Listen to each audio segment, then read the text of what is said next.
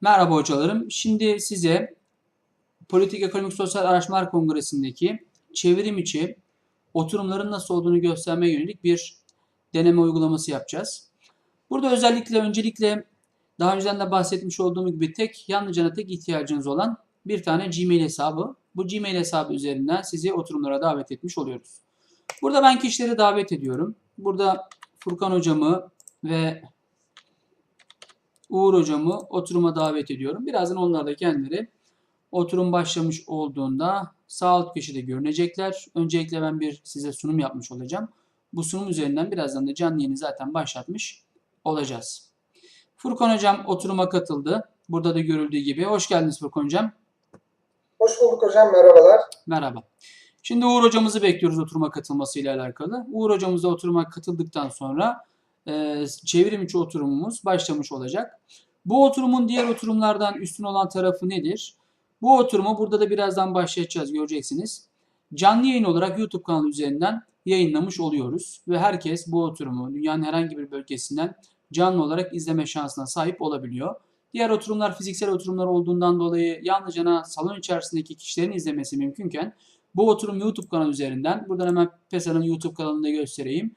PESA'nın YouTube kanalı PESA araştırma şeklinde, buradan da görmüş olduğunuz gibi bu kanal üzerinden rahat bir şekilde izleme şansına sahip olacaklar.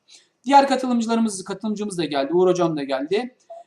Siz de hoş geldiniz hocam. Teşekkür ediyoruz katılımınız için. Oturum başkanı olarak ben şimdi oturumu başlatacağım.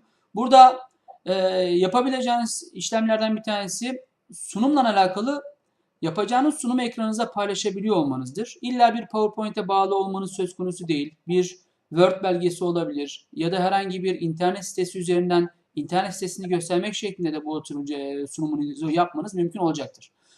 Bununla alakalı şimdi canlı yayınımızı biz YouTube üzerinden başlatıyoruz ve YouTube'da bu canlı yayın yayınlanıyor. Şu an başlatma komutunu ben verdim gördüğünüz gibi. YouTube kanalı üzerinden de canlı yayına başlamış olduk.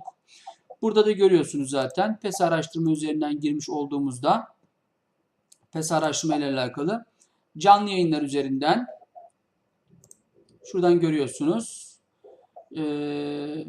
Canlı yayın olarak da şu an izlemiş oluyoruz. Ben bunu durdurdum.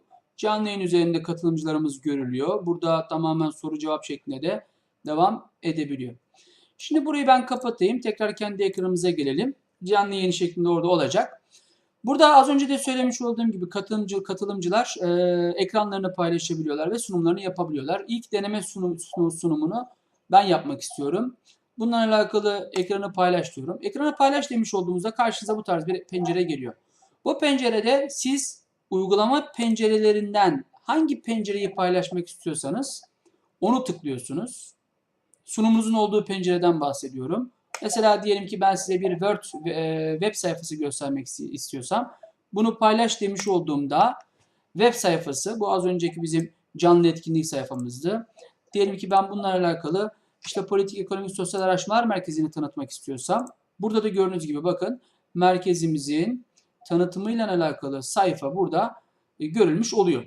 Bununla alakalı ben bu sayfada aşağı yukarıya gitmeye başlamış olduğumda şunu yan tarafa şöyle çevireyim. Aşağı ve yukarıya şeklinde sayfayı yönlendirmiş olduğumda ekrandan da bu görülebiliyor.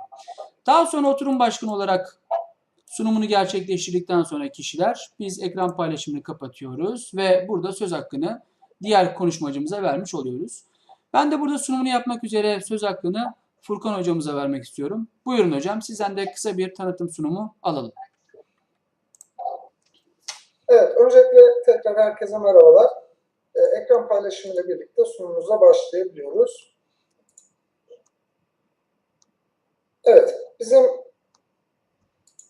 konumuz tüketici güven endeksi ile makro değişkenler arasındaki ilişki.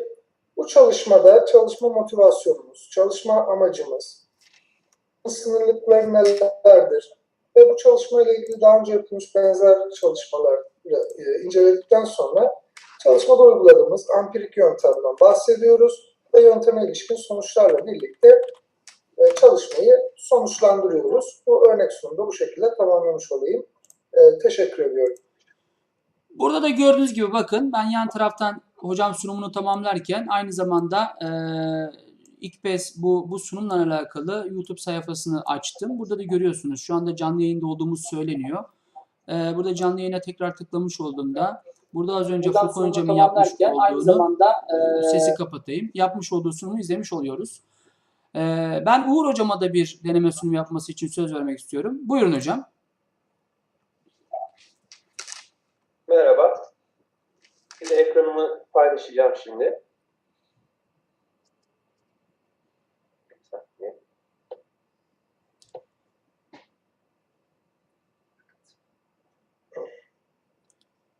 PowerPoint dosyamı açıyorum şu anda. Şimdi ekranımı paylaşıyorum.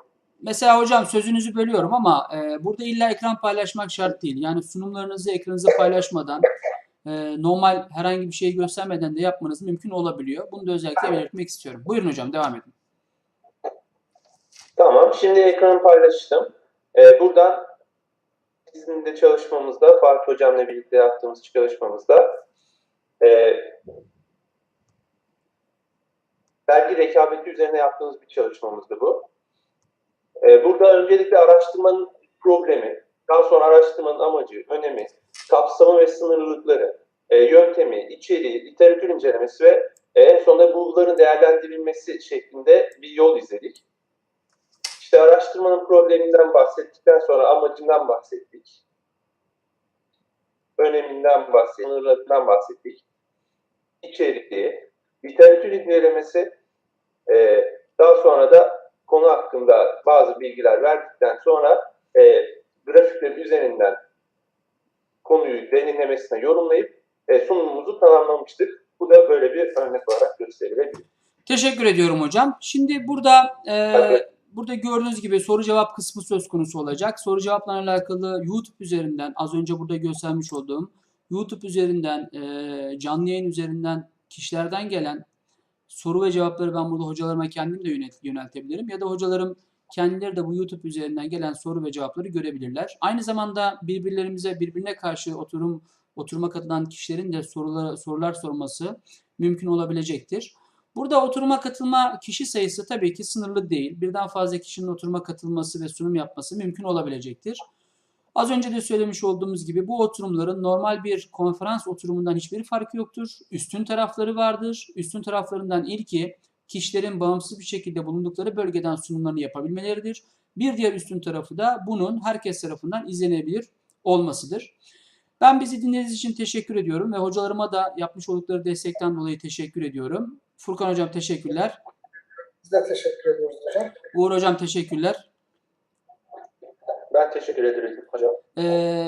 Görüşmek üzere diyorum. Hepinize iyi çalışmalar.